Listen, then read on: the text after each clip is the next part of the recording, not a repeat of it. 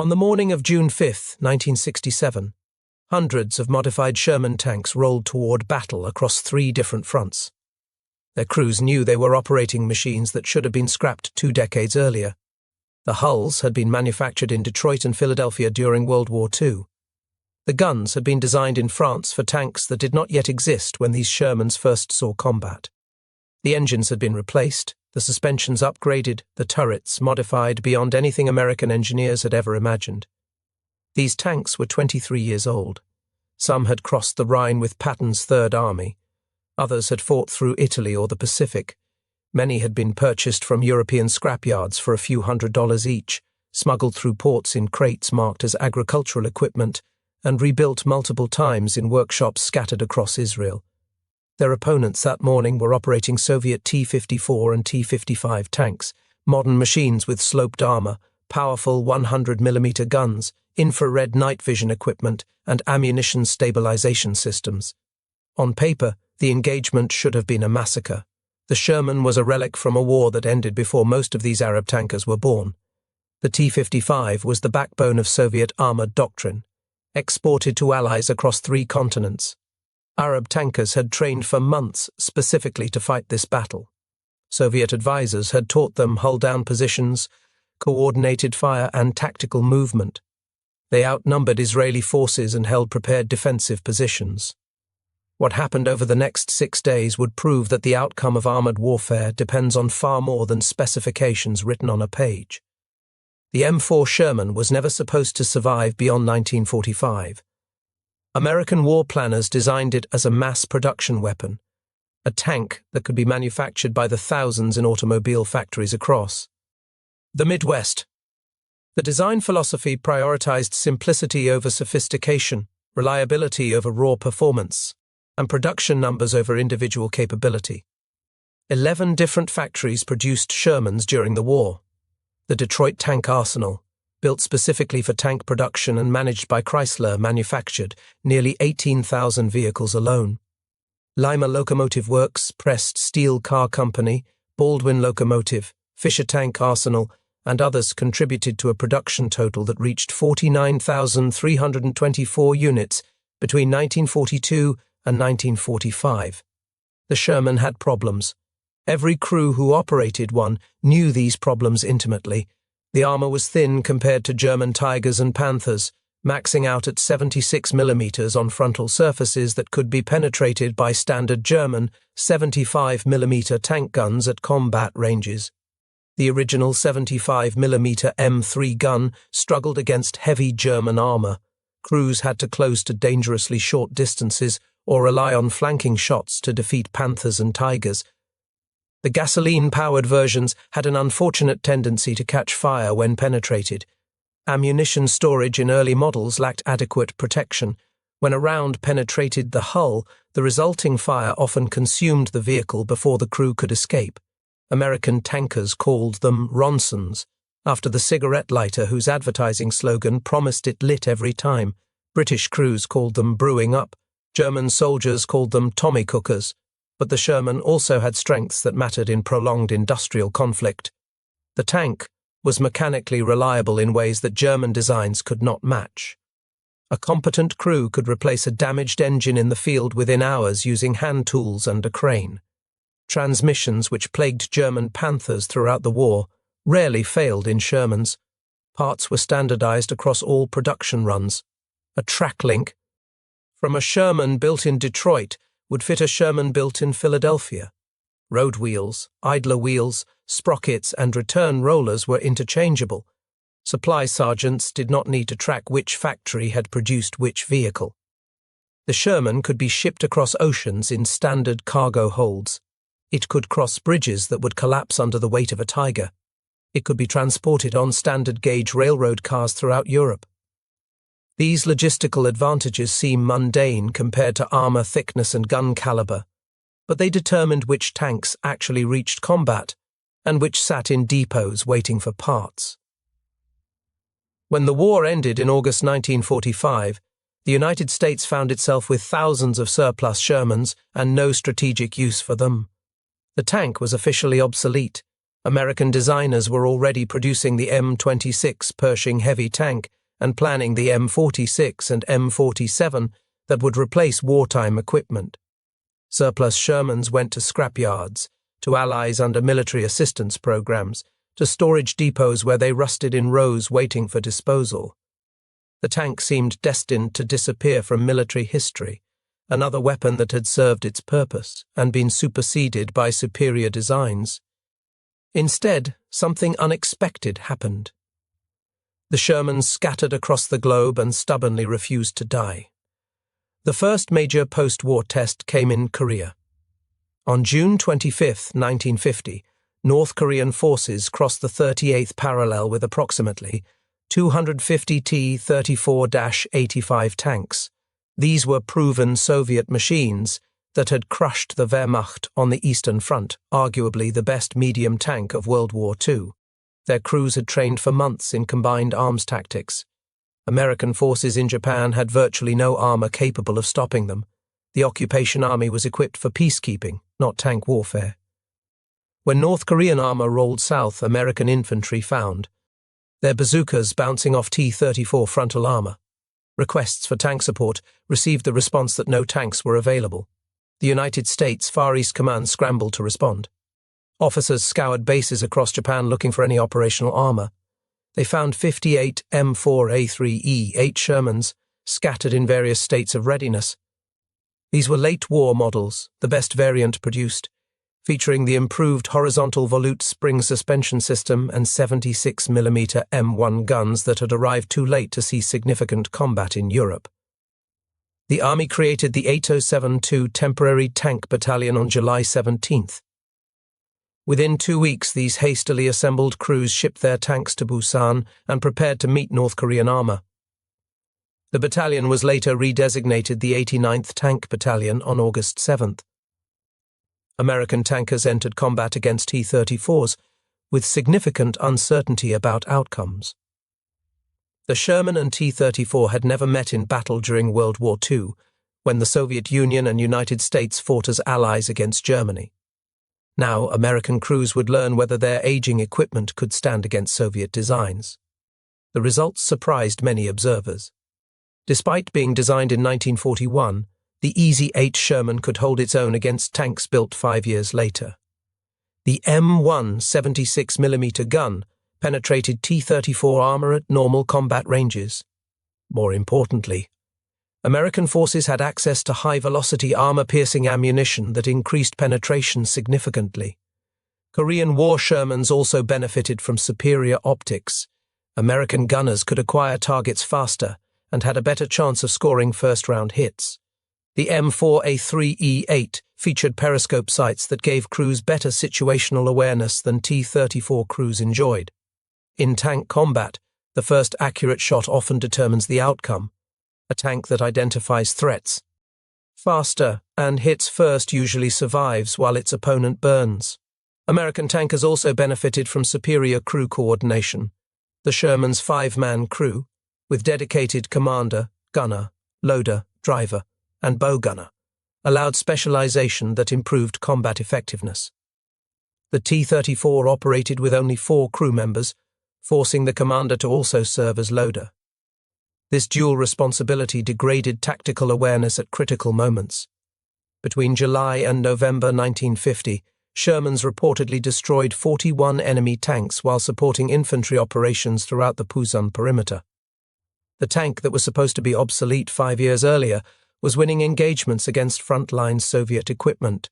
The first confirmed tank versus tank engagement occurred on July 10th near Chile. American M24 Chaffee light tanks encountered T-34s and were badly outmatched. But when Shermans arrived, the balance shifted. The heavier American tanks could absorb hits that destroyed Chaffees and return fire that actually penetrated enemy armor.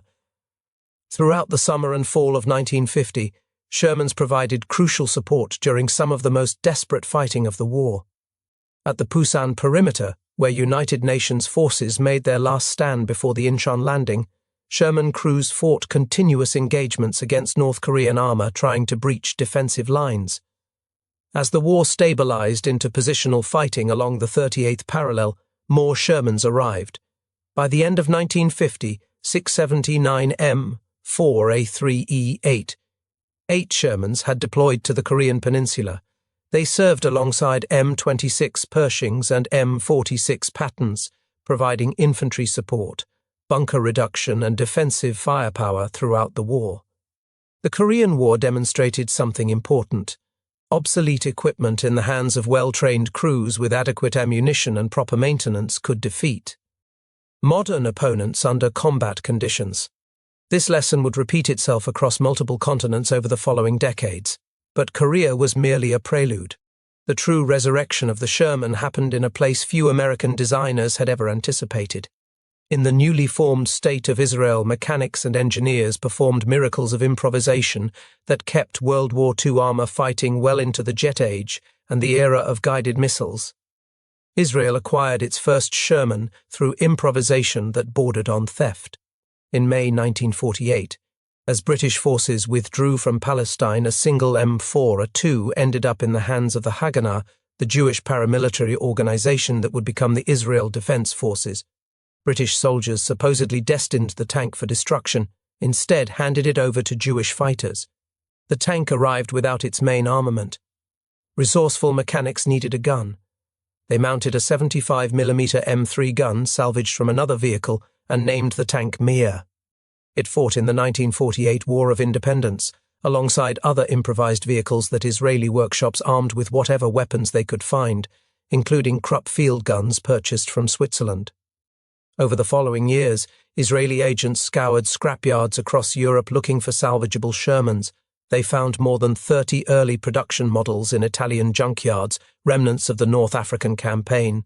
These tanks had been sabotaged for scrapping, their guns destroyed, their engines deliberately damaged. Israeli buyers paid minimal prices for what appeared to be worthless hulks. Israeli workshops refused to accept impossibility as an answer. Mechanics stripped the tanks to bare hulls. They found functional engines where they could and fabricated replacements where they could not. They mounted whatever guns were available, including field guns and 105mm M4 howitzers intended for infantry. Support. As more Shermans became available through various channels, both legitimate purchases and creative acquisition, Israel standardized its fleet. By the early 1950s, the country operated several hundred Shermans in various configurations. These vehicles provided the backbone of Israeli armored forces during a period when the new nation faced existential threats from surrounding Arab states. The problem was firepower. The original Sherman guns, whether 75mm or 76mm, could not reliably penetrate the armor on modern Soviet tanks that Arab nations were receiving from Moscow. Egypt, Syria, and other states were acquiring T-34s and eventually T-54s. Israeli military planners knew that in any future conflict, their Shermans would face armor they could not defeat with existing weapons. Something had to change. Israeli officers began examining options for upgrading their tank fleet. Complete replacement was economically impossible. The nation lacked resources to purchase hundreds of modern tanks from Western suppliers, even assuming such suppliers would sell to them. The only practical solution was modifying existing equipment. In 1953, an Israeli military delegation visited France to examine the AMX-13 light tank. The French vehicle weighed only 15 tons, but carried an impressive high-velocity 75mm gun, designated the CN-75-50. This weapon was partly derived from the German 75mm gun that had armed the Panther tank, one of the most effective tank guns of World War II. Israeli officers liked the gun. They did not like the AMX-13's thin armor, which could be penetrated by heavy machine gun fire in some areas. But examining the tank gave them an idea that seemed absurd at first consideration. What if they took the French gun and mounted it in a Sherman hull? The Sherman had adequate armor and proven reliability. The French gun had adequate firepower against modern opponents. Combining them might produce a vehicle capable of fighting contemporary Soviet tanks while using hulls that Israel already possessed in quantity. French engineers agreed to collaborate on the conversion. They developed a modified turret capable of handling the CN-75-50 gun and helped establish conversion procedures that Israeli workshops could implement. In March 1956, Israeli Ordnance Corps facilities began transforming Shermans into something entirely new. The conversion was not simple. The French gun was longer than original Sherman weapons and produced more recoil. Turret modifications were necessary to handle the different ballistics. Internal storage had to be reconfigured for French ammunition. But Israeli mechanics had experience improvising solutions from their years of rebuilding scrapped vehicles. They solved problems that professional engineers might have declared impossible. The first 50 M50 Shermans used the original Continental R975 gasoline engine and vertical volute spring suspension. Later models received Cummins diesel engines producing 460 horsepower, which improved reliability and reduced fire risk, along with the horizontal volute spring suspension from the Easy 8 variant. In total, approximately 300 Shermans were converted to M50 standard between 1956 and 1964. The M50 saw its first combat during the Suez Crisis in October 1956. Israeli forces invaded the Sinai Peninsula as part of a coordinated operation with Britain and France. They encountered Egyptian armor, including Sherman tanks that Egypt had also acquired and modified. In a strange twist, some Egyptian Shermans carried the FL-10 turret from the AMX-13, the same French tank that had inspired Israel's modifications. Egyptian and Israeli forces both fielded obsolete American hulls upgraded, with French armament, fighting each other across desert that neither superpower particularly cared about. Israeli M50s performed well enough in Sinai to validate the modification concept. Crews reported that their upgraded guns could engage Egyptian armor at effective ranges.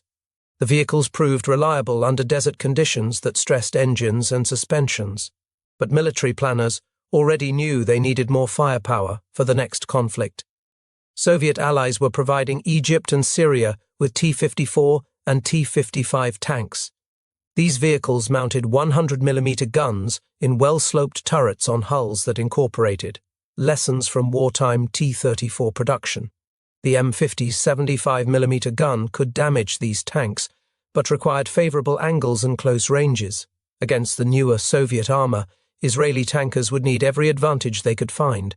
The answer was a more radical modification. In 1961, Israel began developing the M51, armed with a French 105mm gun. This was the Model F1 cannon designed for France's latest main battle tank, the AMX-30. Mounting such a weapon in a Sherman turret required engineering creativity that bordered on the impossible. Engineers shortened the barrel from 56 calibers to 51 calibers, reducing overall length enough to fit within Sherman turret constraints. They added a massive muzzle brake to help manage recoil forces that the original turret ring was never designed to handle. Ammunition was modified to use smaller cartridges with reduced propellant charges, trading some muzzle velocity for practicality within the cramped fighting compartment. The resulting weapon could fire heat rounds, high-explosive anti-tank ammunition that used shaped charge principles rather than kinetic energy to penetrate armor. Heat effectiveness does not depend on muzzle velocity in the same way conventional armor-piercing rounds do. A slower projectile with a properly designed shaped charge warhead can defeat armor that would stop faster conventional rounds. The M51 entered service in July 1962. 180 Shermans received this conversion. The tank that American factories had built for infantry support in 1942 now carried anti-tank firepower comparable to the most modern Western designs. Its crews could engage T-55s and even T-62s with confidence that their weapons could penetrate enemy armor. The conversion program represented an engineering achievement that professional defense contractors would have considered impossible. Israeli workshops operated without blueprints from American manufacturers, without technical support from French gun designers, without any of the industrial infrastructure that major nations took for granted. They reverse-engineered solutions through trial and error, testing each modification under field conditions before approving it for wider implementation. The resulting vehicles looked strange to observers accustomed to factory-built equipment. The massive muzzle brakes on M51 guns dominated the visual profile. The turret sat higher than original specifications allowed because of internal modifications. External storage racks, additional armor plates, and field-expedient attachments gave each tank a unique appearance that reflected its individual modification history. But these improvised machines worked. They started reliably in desert heat and mountain cold. Their guns fired accurately despite modifications that changed barrel length and ammunition specifications. Their crews trusted equipment that had been assembled by mechanics working in converted warehouses rather than purpose-built factories. These modifications came not from official military doctrine or international defense contracts. They came from necessity and mechanical creativity. Israeli mechanics worked around limitations that engineers in Detroit had never anticipated. They discovered that obsolete equipment could be transformed into effective weapons when people refused to accept impossibility. On June 5, 1967, thousands of Israeli tankers took their modified Shermans into battle. The Six-Day War would become one of the most decisive military campaigns in modern history. Israel faced approximately 2,500 Arab tanks, including hundreds of modern Soviet designs, with roughly 800 tanks of its own. The Battle of Abu Aghala demonstrated what modified Shermans could accomplish against prepared defenses. Major General Ariel Sharon commanded the Israeli 38th Division with orders to break through Egyptian fortifications blocking the central route into Sinai. The Egyptians had prepared extensively. Their defensive positions included minefields, anti-tank ditches, fortified infantry positions, and armor in hull-down positions. They fielded 66 T-34-85 tanks and 22 Su-100 tank destroyers, Soviet World War II-era equipment, but still capable of destroying attacking armor. Sharon's forces included approximately 150 tanks. British Centurions provided the heavy punch. French AMX-13s offered speed and maneuverability, M50 and M51. Shermans formed the bulk of the armoured strength, their French guns ready to engage Egyptian positions. The attack combined all arms. Artillery fired preparation barrages while paratroopers landed behind Egyptian lines to neutralise artillery positions. Infantry advanced through sand dunes on secondary axes while armour prepared for the main assault.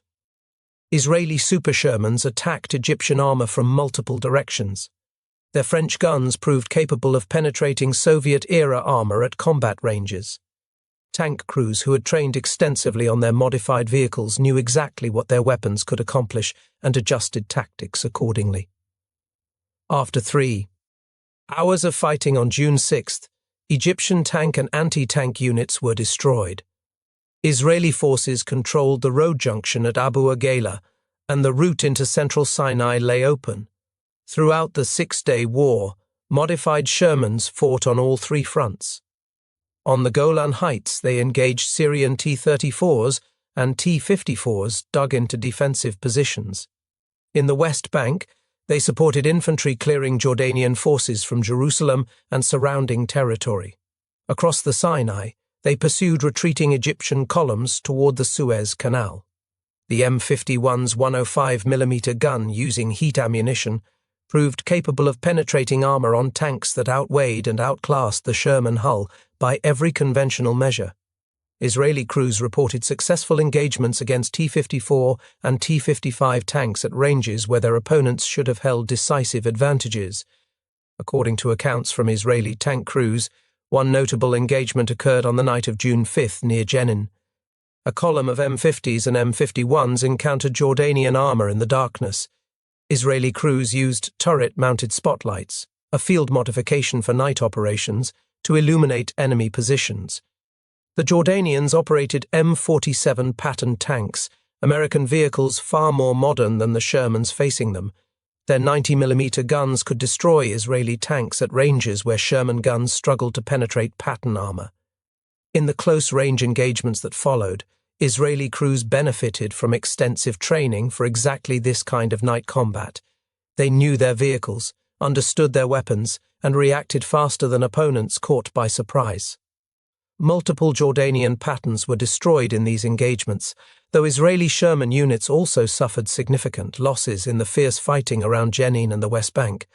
The Six-Day War proved that obsolete tanks could defeat modern opponents when crews understood their weapons and commanders employed them intelligently. Superior training, tactical creativity, and familiarity with modified equipment had overcome technical disadvantages that should have been decisive. But the war also revealed limitations that could not be ignored. Israeli tank losses, while sustainable given the brief duration of fighting, were significant. Crews who survived recognized that against better-trained opponents with the same equipment, outcomes might have been different. The Arab armies had been caught by surprise and fought without coordination. Future conflicts might not offer the same advantages. 6 years later, those limitations became devastatingly clear. On October 6, 1973, Egyptian and Syrian forces launched a coordinated surprise attack during Yom Kippur, one of the holiest days on the Jewish calendar. Israel's confident assumptions about military superiority collapsed within hours. Egyptian forces crossed the Suez Canal using innovative engineering techniques that Soviet advisors had helped develop. They punched through the Bar-Lev line, a series of fortifications that Israeli planners had considered nearly impregnable. Syrian armor poured onto the Golan Heights in numbers that overwhelmed Israeli defensive positions. The attackers brought new weapons and new tactics. Soviet T-62 tanks mounted 115mm smoothbore guns firing fin-stabilized ammunition that could penetrate Israeli armor at unprecedented ranges. A T-3 Saga anti-tank guided missiles allowed Egyptian infantry to destroy tanks from distances where Israeli crews could not effectively respond. Improved air defenses prevented Israeli aircraft from providing the close support that had been decisive in 1967. Israeli armored units rushed to stop the breakthroughs. Modified Shermans, still serving in reserve formations, joined modern Centurions and Pattons in desperate defensive actions. On the Golan Heights, outnumbered Israeli tankers fought continuous engagements against Syrian divisions that seemed to have unlimited armor reserves. The M51's 105mm gun could theoretically penetrate T-62 armor using heat rounds. Theory and practice diverged under combat conditions. Syrian and Egyptian crews fought with determination and skill that shocked Israeli commanders who had grown accustomed to easy victories. Anti-tank missiles destroyed Israeli vehicles before their crews could identify firing positions. Modified Shermans suffered heavy casualties. Their armor, never adequate against modern weapons, provided insufficient protection against 115mm guns and shape-charge warheads. Crews who had survived the Six-Day War recognized that their equipment had finally met opponents it could not overcome through tactical superiority alone. Israel survived the Yom Kippur War through rapid mobilization, American emergency resupply, and tactical adaptation that eventually turned the tide. But the conflict marked the end of the Sherman's frontline service with the Israel Defense Forces. The tank that had fought from Italian scrapyards to the Suez Canal finally passed into reserve and eventual retirement. By the late 1970s, surviving M50s and M51s were being phased out of combat units and transferred to allies or converted for other purposes. The Israeli chapter of Sherman history was closing, but the story continued elsewhere. During the Lebanese Civil War that began in 1975, Israel provided approximately 75 M50 Shermans to Allied Christian militias. These vehicles saw combat in the brutal urban warfare that consumed Beirut. The Palestine Liberation Organization captured at least 2 and used them in the defense of West Beirut during the Israeli invasion of 1982. Shermans that had been manufactured to fight Germans ended up fighting in Lebanese streets. 4 decades later. The tank's adaptability allowed it to serve purposes its designers never contemplated in conflicts they never imagined. Urban combat in Beirut bore no resemblance to the open desert warfare that Israeli doctrine had emphasized. Yet modified Shermans proved useful even in these unexpected circumstances. Meanwhile, thousands of miles away, the Sherman found new homes in South America. In 1978, Tensions between Chile and Argentina approached the breaking point over disputed territory in the Beagle Channel. Both nations began mobilizing forces along their 5,150-kilometer shared border. Argentina planned Operation Soberania, an invasion of Chilean territory scheduled for December 22nd. Neither country possessed particularly modern armored forces by global standards. International arms embargoes had limited their access to contemporary equipment. But both operated Sherman tanks that had been modified for continued service. Chile had acquired M50s and M51s from Israel. Some vehicles were further modified with 60mm high-velocity medium support guns, Israeli weapons capable of penetrating T-62 frontal armor at 2,500 meters. Despite their World War II vintage hulls, these Chilean Shermans carried firepower that could threaten any armor in South America. Argentina had taken a different approach. The Argentine army possessed approximately 140 Sherman Fireflies, the British variant armed with 17-pounder guns that had been the most effective Allied tank killer of World War II. In the late 1970s, 120 of these vehicles were converted to the Repotenciado standard. The Repotenciado modification replaced the 17-pounder with a French 105mm CN-105-57 gun, similar to the Israeli M51 conversion. The original gasoline engines gave way to Peugeot diesel power plants, producing approximately 450 horsepower. The suspension was upgraded and tracks modified for South American terrain. Both nations had independently arrived at similar solutions. Take an obsolete Sherman hull, install a modern 105mm gun, replace the engine with something more reliable, keep it running because alternatives are unavailable or unaffordable. The prospect of World War II-era tanks fighting each other in 1978 seemed almost surreal. Both Chilean and Argentine tank crews would have operated equipment derived from the same American design, modified by different nations to address the same fundamental limitations. On December 22nd, a storm delayed Argentine naval operations. Pope John Paul II offered to mediate the dispute. Military commanders paused their preparations. The Beagle conflict ended without the armored engagement that both sides had prepared for. Chilean and Argentine Shermans never fired at each other in anger, but both nations kept their modified tanks in service for years afterward. Chile began phasing out its Shermans in 1999, with the retirement process continuing until 2006 as they were replaced by Leopard 1 tanks purchased from the Netherlands and Germany. Argentine Repotenciados served until the mid-1990s. Paraguay received 3 Repotenciados from Argentina in 1988 and kept them operational until 2018. That date deserves emphasis.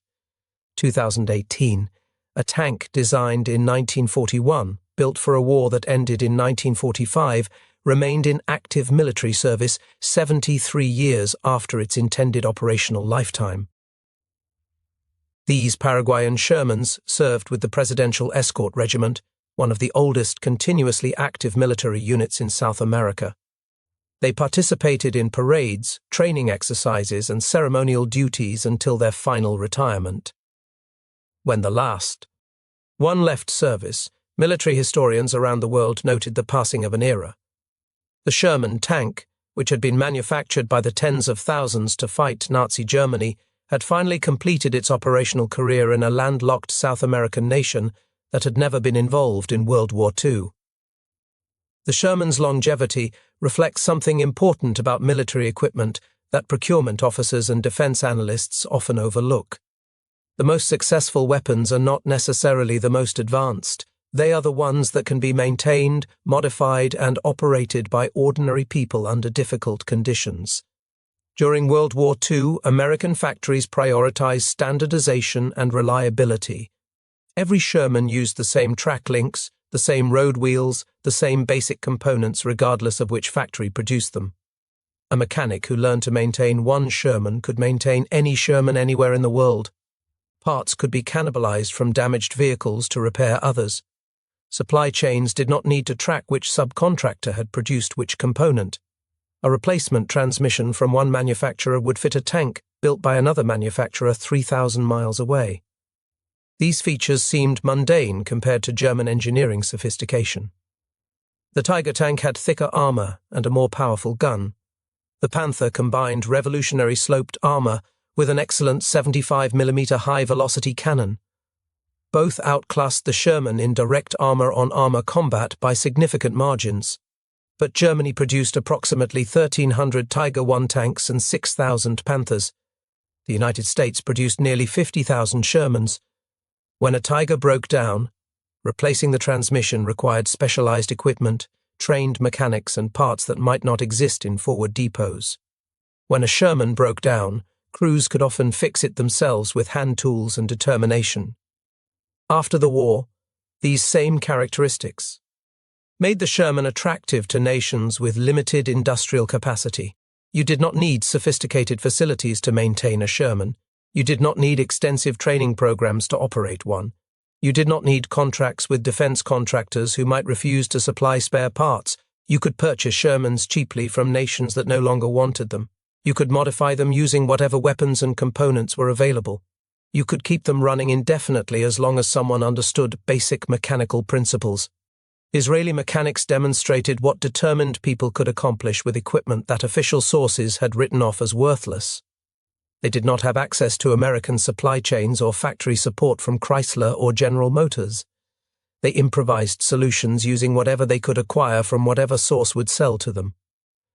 French guns were modified to fit American turrets that were never designed for them. Diesel engines from commercial truck manufacturers replaced gasoline power plants from aircraft engine producers.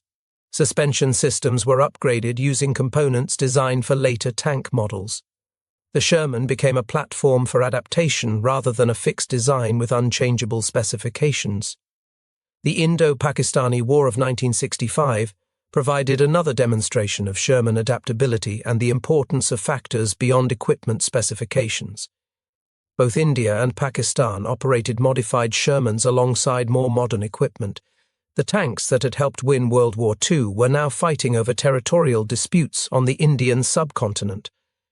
At the Battle of Asal Uttar, Indian forces including 3 armoured regiments faced Pakistani forces built around the elite 1st Armoured Division.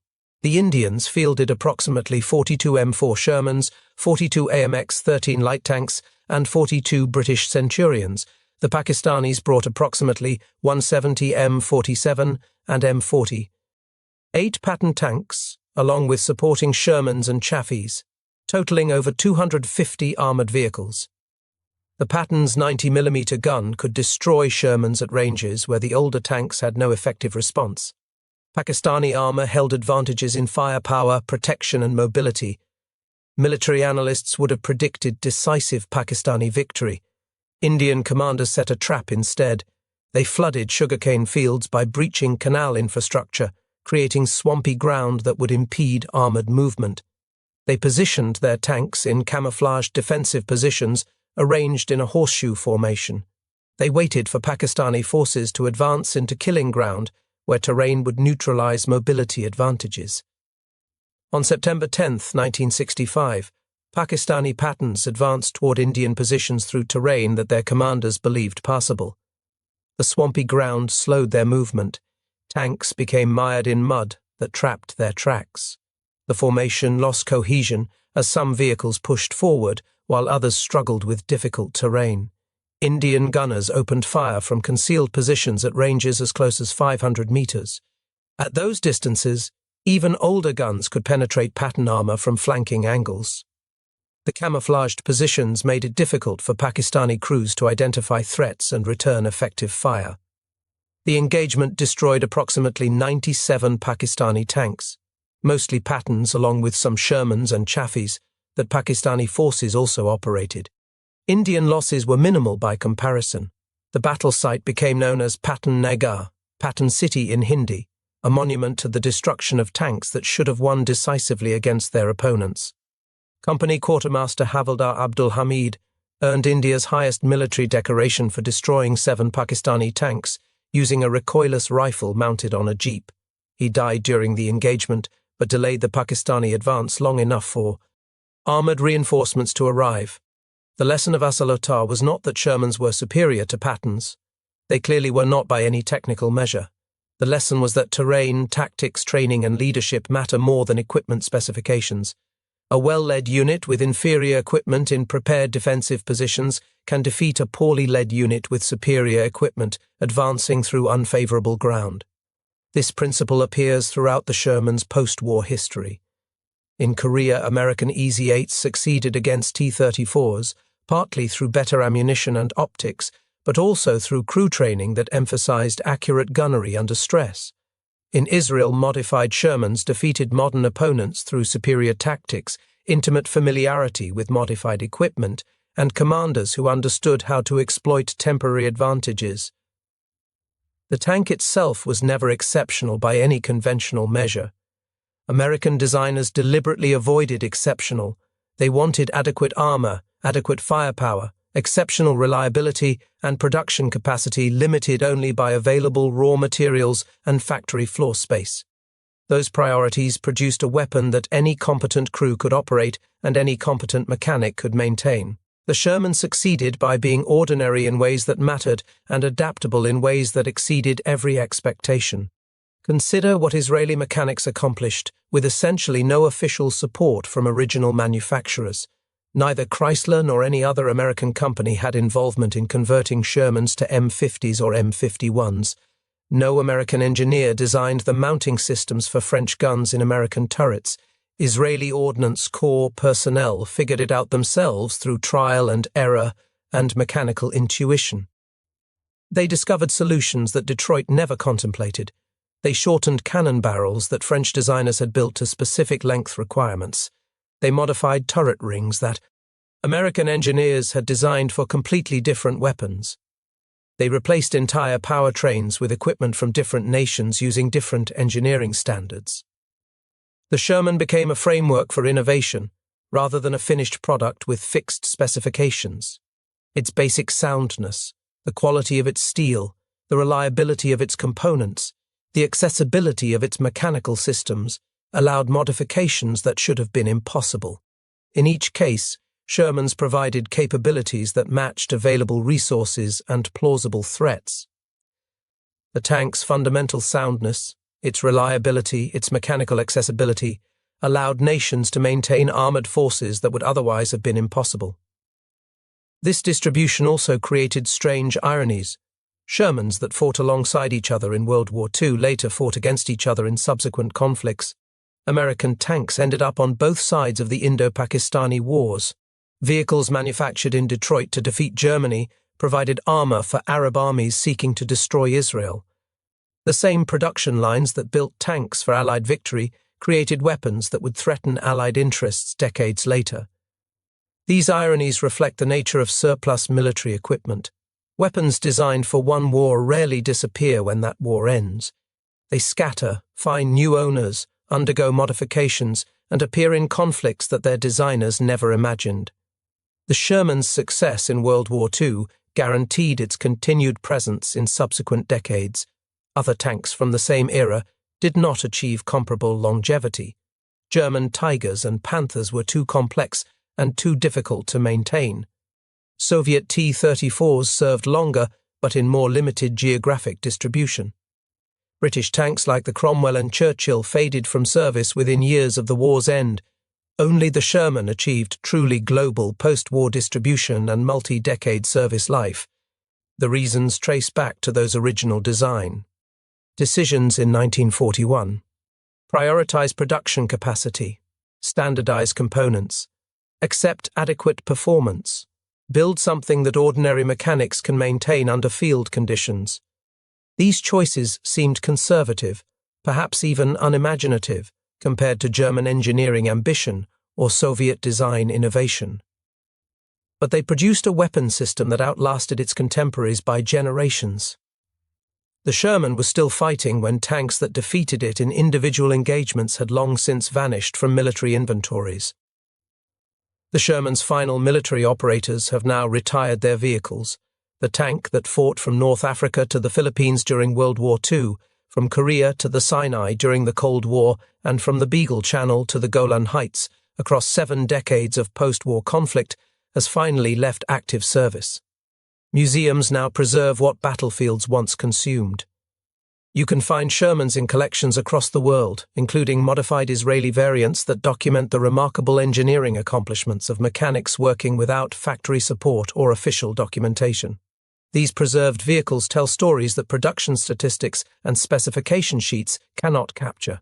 The Sherman was never the best tank in any conflict where it served. German Tigers and Panthers in World War II, Soviet T-34s and T-54s throughout the Cold War, and contemporary designs from every major producer all exceeded Sherman capabilities by conventional measures of armor, firepower, and mobility. Yet the Sherman kept fighting while supposedly superior opponents disappeared from service. It adapted while fixed designs became obsolete. It served nations that could not afford better and proved that better was not always necessary. Reliability matters. Adaptability matters. The ability to be maintained by ordinary mechanics working in improvised conditions with limited resources matters. These characteristics receive less attention than armor thickness or gun penetration, but they determine which weapons actually succeed in prolonged conflicts against determined opponents. The mechanics who converted Shermans into Super Shermans understood this instinctively. They worked with what they had because alternatives did not exist. Their modifications extended the useful life of World War II equipment by decades, allowing nations with limited resources to maintain credible armored forces against better-equipped opponents. Israeli tank crews, who fought in the Six-Day War, took machines that should have been scrapped into battle against modern opponents and emerged victorious. The hulls that had been manufactured in Detroit, shipped to Europe, scrapped in junkyards, salvaged by agents working in secret, and rebuilt multiple times held together through conditions American designers never anticipated. After the war, tanks returned to storage, awaiting the next conflict that would demand their service. That service came in 1973. The Yom Kippur War consumed equipment at rates that shocked planners. Many modified Shermans that had survived 1967 were destroyed during the desperate fighting. Their crews escaped when they could. The hulls that had crossed continents and survived decades finally met opponents their modifications could not overcome. But other modified Shermans survived. Some went to Chile, where they patrolled borders until the early 2000s. Some went to Lebanese militias, where they fought in civil wars that consumed a generation. Some ended up in museums, where they now teach visitors about mechanical ingenuity and the limits of official planning. The design that American factories created for one war against one enemy fought in conflicts across 4 continents spanning 7 decades. Production ended in 1945. The last Sherman left military service in 2018. 73 years of operational history from a tank designed for a war that lasted less than 4 years of American involvement. That is how adaptation and innovation actually work in warfare. Not through procurement programs and official requirements documents, but through mechanics and crews who modify existing equipment to meet challenges that original designers never anticipated. The Sherman succeeded not because it was exceptional, but because it was adequate enough to be improved by anyone with mechanical skills and determination. If you found this story of mechanical adaptation and military improvisation as compelling as we did, please take a moment to like this video. It helps us share more forgotten chapters of military history with audiences who appreciate these untold stories. Subscribe to stay connected with our continuing coverage of weapons, vehicles, and conflicts that shaped the modern world. Each video explores another chapter that official histories often overlook. Leave a comment below telling us where you are watching from. Our community includes veterans, historians, engineers, mechanics, and military enthusiasts from dozens of countries. Your perspectives and insights make these discussions richer and more meaningful. Thank you for watching. Thank you for remembering the mechanics, engineers, and crews who kept obsolete equipment fighting long past its intended retirement. Their ingenuity deserves recognition even when official histories overlook their contributions. These are the people who actually win wars, not through revolutionary technology, but through determination and adaptation when facing impossible circumstances.